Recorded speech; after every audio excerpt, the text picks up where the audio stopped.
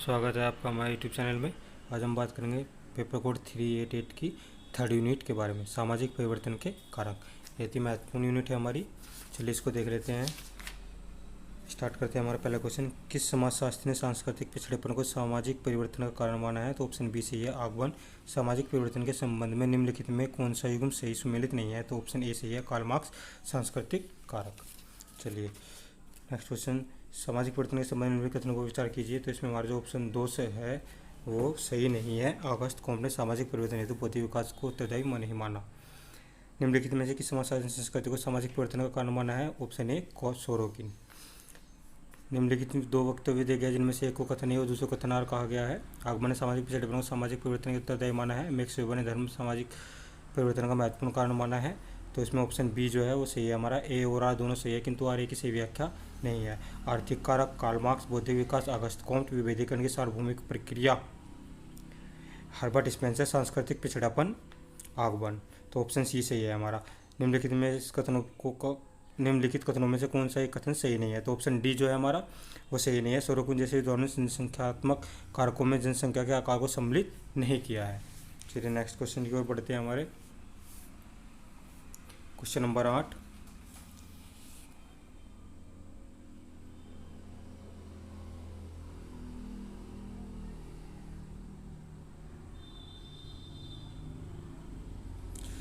निम्नलिखित में से क्या जनसंख्या को प्रभावित नहीं करता है? तो ऑप्शन डी सही है हमारा, वस्त्र। जनसंख्या विस्फोट के संबंध में निम्नलिखित में से कौन सा कथन सही नहीं है? तो ऑप्शन डी जो है वो सही नहीं है। इसके कारण व्यक्ति का समाजीकरण नहीं हो पाता।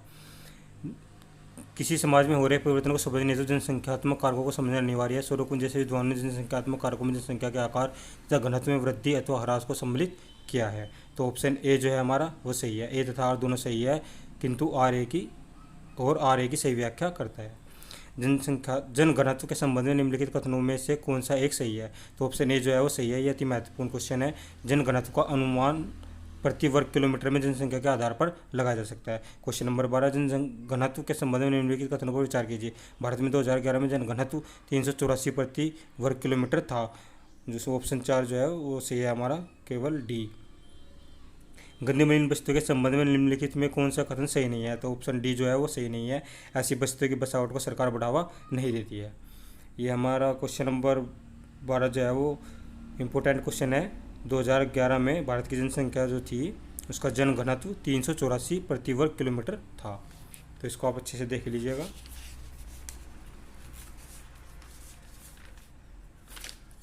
चलिए क्वेश्चन नंबर 14,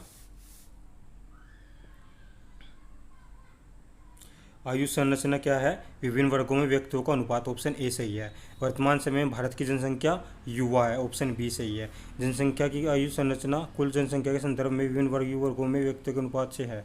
आयु संरचना विकसित स्तरों में होने वाले परिवर्तनों के अनुसार बदलती रहती है। शिशुओं और प्रसूताओं की मृत्यु की ऊंची दरें भी आयु संरचना को प्रभावित करती है। तो ऑप्शन ए जो है वो सही है हमारा। ए तथा आर दोनों सही है और आर ए की सही व्याख्या करता है।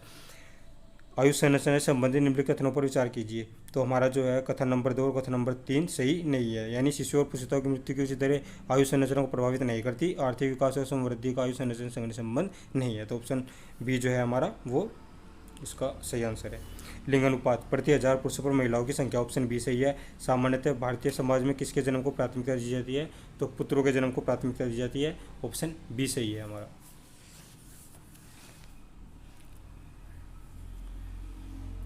चलिए नेक्स्ट क्वेश्चन की ओर बढ़ते हैं। क्वेश्चन नंबर 20, जल्दी जल्दी यूनिट कर लेते हैं। कल इसका एग्ज़ाम भी है हमारा 11 बजे से 2 बजे तक का, और इसकी बाकी की चारों यूनिट आपको प्ले लिस्ट में मिल जाएगी।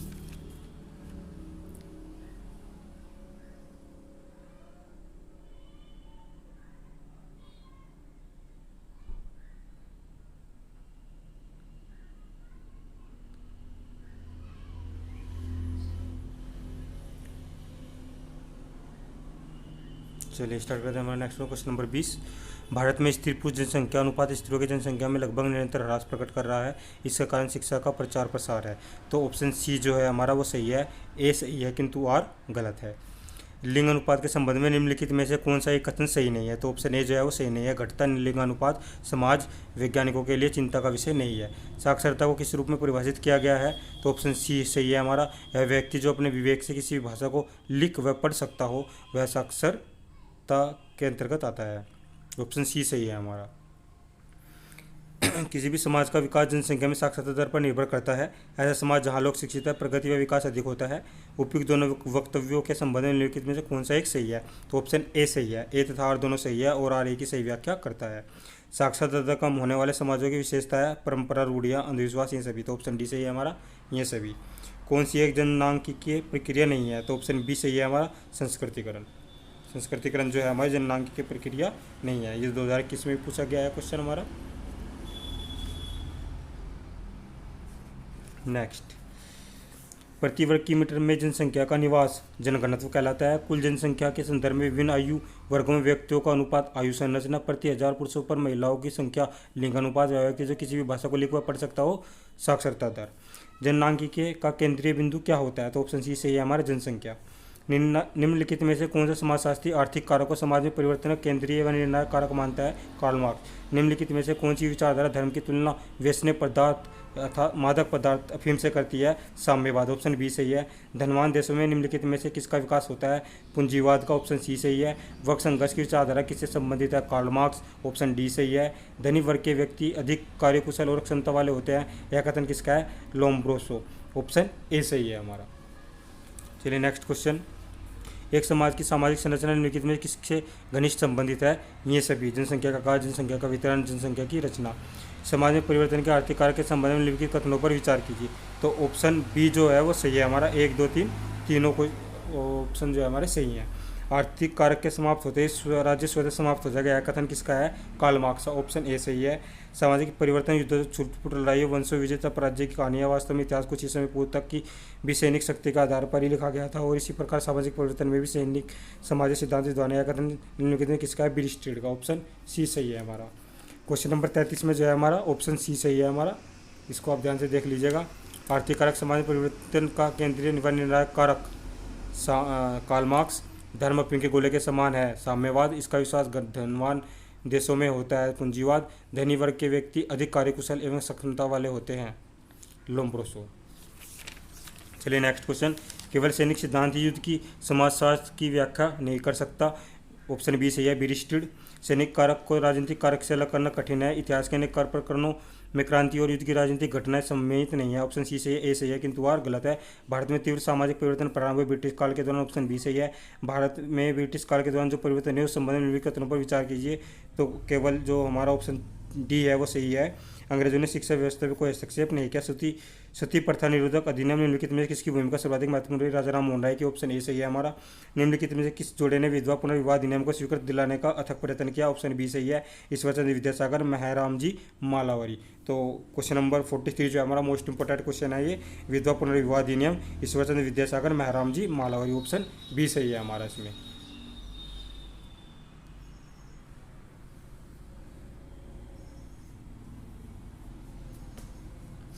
चलिए नेक्स्ट क्वेश्चन की ओर बढ़ते हैं। क्वेश्चन नंबर 44, इसमें हमारे क्वेश्चनों की संख्या जो है वो 78 है। चलिए जल्दी जल्दी से कर लेते हैं अपनी ये यूनिट, कल इसका एग्ज़ाम भी है।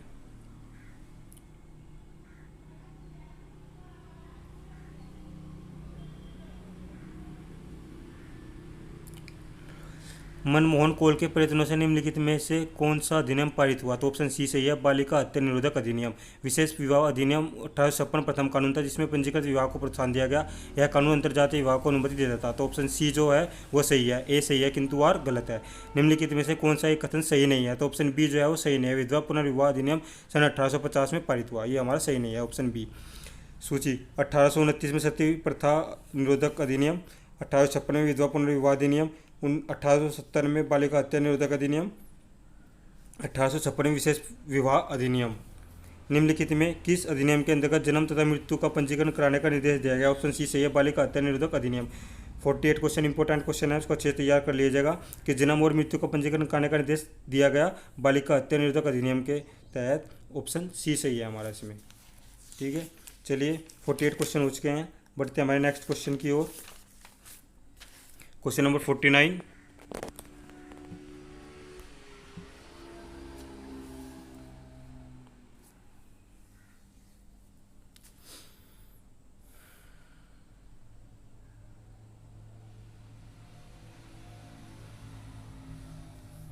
सन 1856 में बने विधवा पुनर्विवाह अधिनियम को कुछ लोगों ने बढ़ावा दिया। तत्कालीन समय में प्रचलित सामाजिक मूल्यों के परिणाम स्वरूप यह अधिक प्रचलित नहीं हो सका। तो ऑप्शन ए जो है वो सही है। ए तथा आर दोनों सही है और आर ए की सही व्याख्या है। विशेष विवाह अधिनियम 1856 के संदर्भ में निम्नलिखित कथनों पर विचार कीजिए। तो इनमें जो हमारा ऑप्शन सी जो है वो सही है, यानी एक और दो कथन सही है। यह अधिनियम विभिन्न धर्मों के लोगों को आपस में विवाह करने की अनुमति देता था। और दूसरा, यह प्रथम कानून था जिसमें पंजीकृत विवाह को प्रोत्साहन दिया गया। बाल विवाह निरोधक अधिनियम कब बना? ऑप्शन डी सही है, सन 1929 में। सन 1929 में के बाल विवाह निरोधक अधिनियम में लड़कियों व लड़कों की विवाह की आयु क्रम से कितने निर्धारित की गई? तो ए 14 और 18। ब्रिटिश काल में बच्चों के लिए बनाए गए कानूनों के संबंध में निम्नलिखित कथनों पर विचार कीजिए। तो उपयुक्त कथनों में से कौन सा कथन सही नहीं है? तो केवल डी जो है वो सही, डी ऑप्शन सही है। केवल दो जो है सही नहीं है। बच्चों की आयु परिभाषा 18 से 14 वर्ष के बीच निर्धारित की गई। ब्रिटिश श्रम कानून के संबंध में निम्नलिखित में से कौन सा एक कथन सही नहीं है? तो ऑप्शन सी जो है वो सही नहीं है। सन 1928 में ट्रेड यूनियन को कानूनी मान्यता मिली। ऑप्शन सी जो है वो सही नहीं है। चलिए दोस्तों, इसमें हम जो है क्वेश्चन नंबर 52 एक बार फिर से देख लेते हैं। काफ़ी महत्वपूर्ण क्वेश्चन है। सन 1929 के बाल विवाह निरोधक अधिनियम में लड़कियों व लड़कों के विवाह की आयु क्रम से कितने निर्धारित की गई? तो ध्यान रखना, इसमें हमारी जो 14 वर्ष जो है वो लड़की की आयु है और 18 वर्ष जो है वो लड़के की आयु है। ऑप्शन ए सही है। चलिए नेक्स्ट क्वेश्चन की ओर बढ़ते हैं। हमारा हिंदू विवाह अधिनियम 1955 के संबंध में निम्नलिखित कथनों पर विचार कीजिए। तो सभी क्वेश्चन जो इसमें ऑप्शन नंबर डी सही है हमारा, सभी सत्य हैं। सन 1961 के दहेज निरोधक अधिनियम के अनुसार निम्नलिखित में से किसको अपराधी माना गया है? तो दहेज लेने वाले को और दहेज देने वाले को। तो ऑप्शन सी सही है हमारा, ए व बी दोनों को, यानी दहेज लेना और दहेज देना दोनों जो है अपराधी माना गया है। सन 1948 में बने फैक्ट्री एक्ट के अनुसार बालक की आयु कितने वर्ष निर्धारित की गई? ऑप्शन डी सही है, 14 वर्ष। सूची 1 को सूची 2 से मिलाना है। हिंदू विवाह अधिनियम जो है 1955 में, दहेज निरोधक अधिनियम जो है 1961 में, फैक्ट्री एक्ट जो है वो 1948 में और हिंदू उत्तराधिकार अधिनियम जो है 1956 में। क्वेश्चन नंबर 55 भी एक बार देख ले जाएंगे हम। ट्रेड यूनियन को कानूनी मान्यता मिली जो है 1926 में। औद्योगिक विवाद हल करने का कानून जो है हमारा 1929 में। समय पर वेतन देने का कानून 1942 में। बच्चों की परिभाषा 9 से 14 वर्ष जो है 18 से 91। चलिए नेक्स्ट क्वेश्चन की ओर बढ़ते हैं हमारे। जब धार्मिक आदर्शों में परिवर्तन होता है तो व्यक्तियों के विचार, विश्वास, उत्पादन की प्रविधियां और व्यवहार करने के ढंग अपने आप परिवर्तित हो जाते हैं। निम्नलिखित में किस समाजशास्त्री का मानना है?